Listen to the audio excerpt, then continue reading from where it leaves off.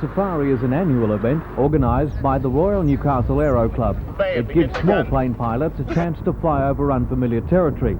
It's also a great holiday opportunity for local Aero Club members to see their country. So the fact these safaris do take people to areas where they normally would never go, in this case around Australia, which is the longest distance you could ever do. Is the navigation training an important factor? Oh, most sure, yeah. We have 11 students doing navigation training. We have 8 pilots doing refresher courses, and plus numerous other wives and husbands going for the holiday and having a look in a big country. The planes will make 30 stops over the next 22 days. They'll cover about 12,000 kilometres as they journey anti-clockwise around Australia's perimeter. Tonight, the fleet of planes is in Rockhampton. Then, the council for the weekend.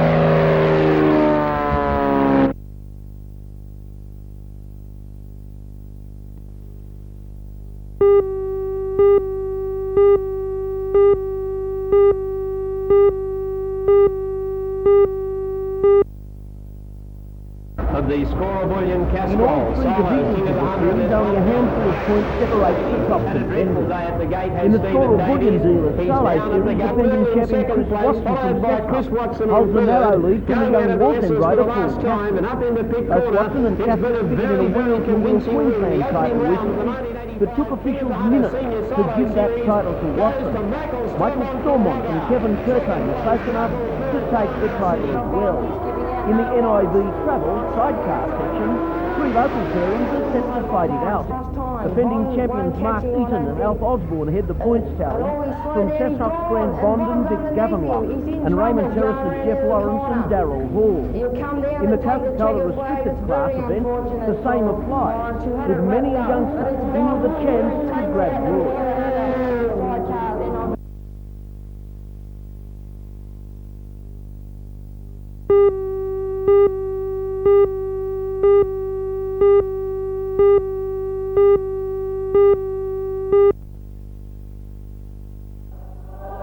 Hundreds of mourners from the troubled Black Township outside Port Elizabeth prayed and sang over the 11 coffins. The gathering and the political speeches that followed are illegal under a new government ruling brought into force just 4 days ago. The defiance of the funeral clampdown was not quashed by police, but their presence was evident. 1,400 people, most of whom are black, have been arrested in South Africa since the state of emergency began 2 weeks ago. Meanwhile, further north, Uganda has reopened its borders following last week's military takeover. Hundreds of trucks carrying fuel and consumer goods rolled through the gates into Uganda from Kenya. Reports that looting is rife and that a witch hunt for supporters of the ousted regime of Milton Obote has begun have been denied by the new military rulers.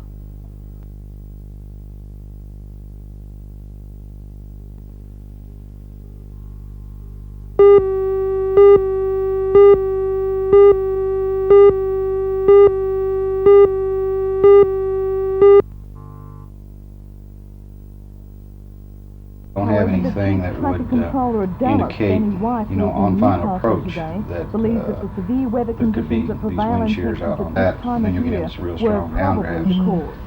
They can be very severe, and they're quite unpredictable. Sometimes these strong wind currents are not right in the middle of the storm. They could be at the edge of the storm too, so that's what makes them so unpredictable. We have equipment at the boundaries, the 4 boundaries of the airport, and then a wind, center field wind. However, that doesn't really give us much indication on the final approach course what the wind velocities would be. Now, there has been some criticism that this equipment is not adequate. Well, I'm really not an expert in that area, but I do believe that, it would be advantageous if there was something along a final approach course to that the pilot could have information on what the wind was 2 or 3 miles from the airport would be advantageous. But like I say, I'm not an expert as far as the equipment is concerned. Is there anything that a pilot can do once he finds himself in a wind shear situation? Well, his best attempt would be to just execute a missed approach at that time. However, everything happens so fast when you're at low altitude like that that isn't always possible. The downdrafts could be pretty severe, but if probably the safest thing is when there's any indication of severe turbulence or wind shears in the vicinity, is just wait out the storm a little bit, is not try to make an approach during that time.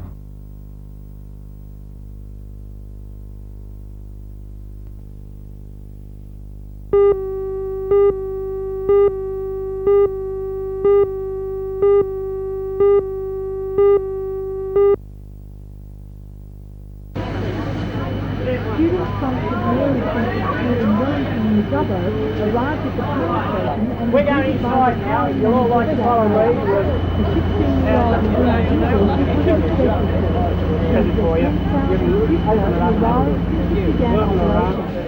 Each student was provided with a tablet to simulate the role, and the week was charged with her very own hand. It was a chance to inspect the $5 million operated training simulator, a replica of the plant's operating panel. This impressive piece of technology is part of Eraring's $1.6 billion development, which generates a third of the state's electricity. It's a training computer which can effectively reproduce more than 2,500 operating problems. And with that information, it was Louise's turn to try her hand at perhaps a future career. Take the unit out of service completely to make it absolutely safe.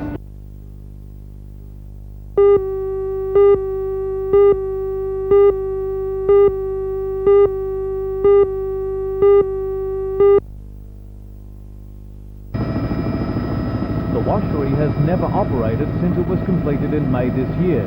The delay in commissioning was blamed initially on protracted talks over a bonus payment. The washery is needed to reduce the high ash content in some local coals, which are earmarked for the Liddell and Bayswater power stations. Last week, the Minister, Mr Cox, blasted the unions and Elcom, demanding that the washery be operational in 14 days. He threatened to recruit workers from outside the mining industry unless the payments issue was resolved. Today, at Elcom's Cardiff office, delegates from the combined mining unions met with Elcom management and the Minister. The miners were represented by Miners Federation President Jim Hayes. After the meeting, Mr Cox announced that agreement had been reached. There's some matters that have got to go to the local coal authority. And he didn't beat about the bush when laying blame for the dispute. Well, the blame certainly doesn't rest with the union, I can assure you of that. And it doesn't rest with the management here, I can assure you of that. If there was any blame, I think it can be placed at head office. Earlier, the Minister had a more pleasant task to perform. He officially launched the CARE scheme at the Shorten County Council. CARE stands for Community Advisory Retrofitting Energy Service.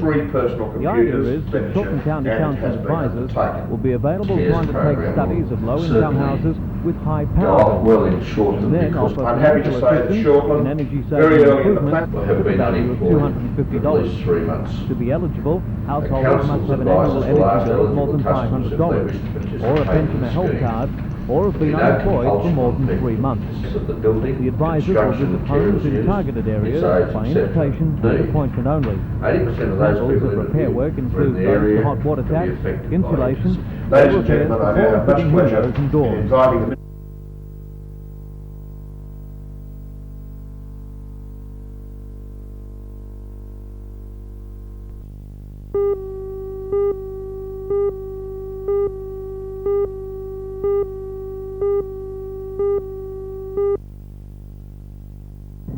Figures released by the Hunter Valley Research Foundation show slightly more than 3,500 private dwellings, valued around $169 million, were approved by local councils in the Hunter during the last financial year. This is about 900 approvals less than the previous year. Ivan Skanes, Research Officer at the Foundation, explains why. I think we can put it down to two main reasons. That is an increase in interest rates, the cost of borrowing finance from banks and other financial institutions, and perhaps a slackening off of government-induced incentives like the First Homeowners Scheme. Have any local government areas increased? Yes, there's 3 local government areas that have increased. That's Port Stephens, Gloucester and Merriwar. Do you see these as significant? I particularly see the Port Stephens area as being significant in that it relates to an in-migration of population to 3 areas, the Tomrey Peninsula, to Medowie and also to Raymond Terrace. Do you see the drop in houses being approved representing a trend that could continue next year? It's certainly levelling out in building approvals. I don't think there'll be a further downturn in housing approvals next year.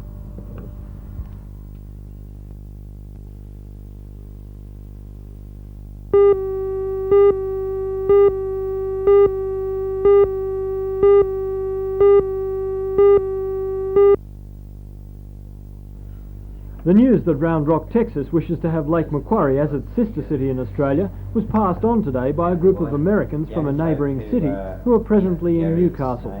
The group met representatives from Lake Macquarie Council and their sister cities committee at the council chambers at Spears Point. They passed on a formal letter and a gift from the Mayor of Round Rock. The letter expresses interest in becoming a sister city to Lake Macquarie and states that a delegation from Round Rock will visit Lake Macquarie in February next year to meet that end.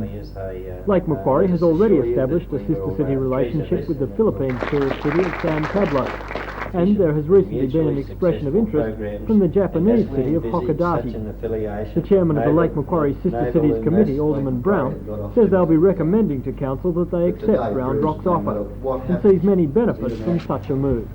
I can see where Lake Macquarie will learn a lot from Round Rock. With the high technology, it's something that Lake Macquarie has never really been involved in. In fact, I don't think Australia's really been all that involved in the high technology industries, but certainly we can learn that from Round Rock, Texas. And are there other benefits as well? Yeah, there certainly is. The exchange that we get with arts, crafts, cultural exchanges, that sort of thing is one part of it, but we'll certainly get a benefit from the tourist trade.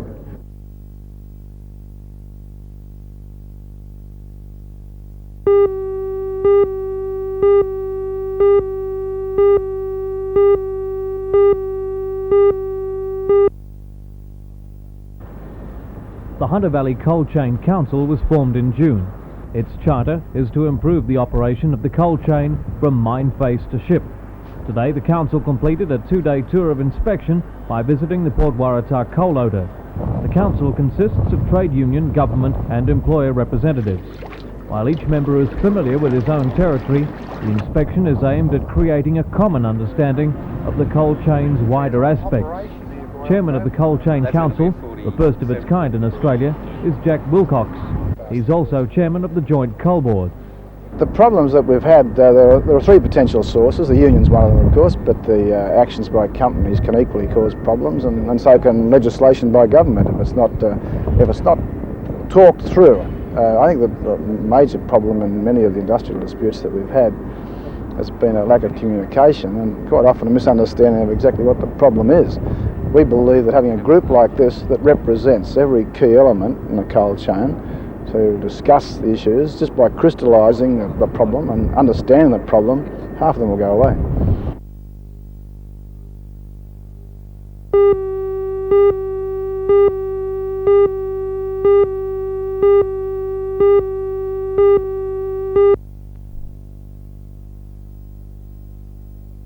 HMAS Canberra is one of 4 of the Royal Australian Navy's guided missile frigates. She has a crew of 140, which operate the ship's extensive combat equipment. A computer-based command and control system guides the ship's sensors and weapons. Canberra is fitted with long-range radar, sonar, electronic surveillance and anti-submarine torpedoes. The vessel is also designed to carry 2 helicopters to assist in enemy attacks.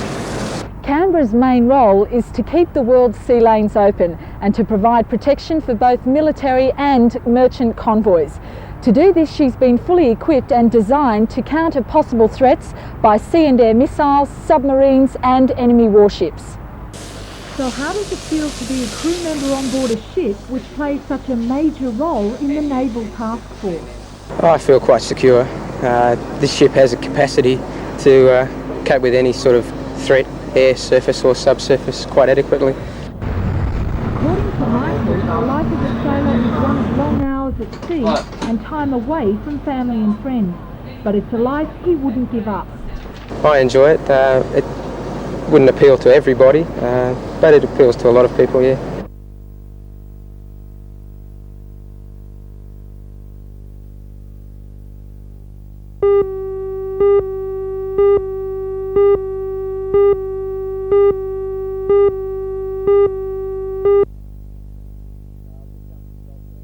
No, I've just come from the doctor, and on his advice I'm going to miss tomorrow night's game. What is the injury, Ian? It must be pretty important to keep you out. Well, it's a split webbing between the middle finger and ring finger, and it's got 6 stitches in it, which I don't want to split again, and give it another week to heal before we go to Geelong and Brisbane. You're going to be missed by the side. I know you'll be modest about that, but it's an important thing for a skipper to be out in such an important game as tomorrow night, and a player of your talent. What happens? Thanks for that. Well, someone else has got to take over the captaincy. That choice is obviously up to the coaches, Dave and Leon, to choose, and then that person will have to fill in my spot the same as anyone else would have to. Yeah. What would you do? Who would you make captain? If I was to select a captain, I suppose I'd have to go for someone with a fair amount of experience, and you can't go past there Ian Davies, which I think the situation he's in, it might assist his game in a way to realise that he's got to assist other players instead of being assisted by, say, myself.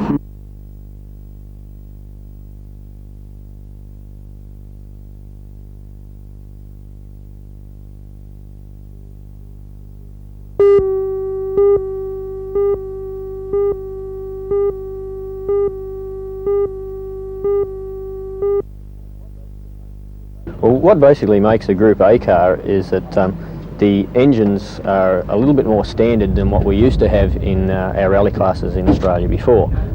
In years past we had a Group G cars that were virtually open slather as to what you could do as far as engine modifications are concerned. With Group A, the modifications are limited to whatever the manufacturer produces as a upgrade to the original car. Teams from Japan have competed in the rally for the past 2 years, with Toyota driver Hota finishing 5th last year. This time there are 2 Japanese drivers, Tsutomu Nakamura and Toshiaki Endo, who's racing in Australia for the first time. Biggest difference is the speed, maximum speed. In our country is depending on the course, but usually highest speed is 80 to 90 kilometers per hour, but your country is more than 100 kilometers per hour. Until 1979, the premier rally event in this country was the Southern Cross Rally, which died out due to high costs and lack of interest by sponsors. So, Australian rallying is now undergoing a transition period. Organisers of the Rally of Australia hope the introduction of Group A will attract more international interest. And once lead-free petrol is commonplace in Australia, around the end of 1986, car companies will be importing vehicles for sale to the public, which are as powerful as these. And it's hoped this will boost public interest.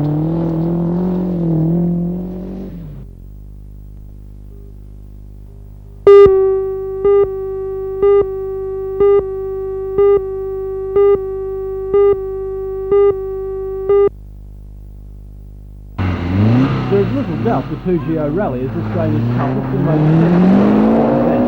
Today and tomorrow, the 18 competitors will cover 8 kilometres on dirt at blistering speeds.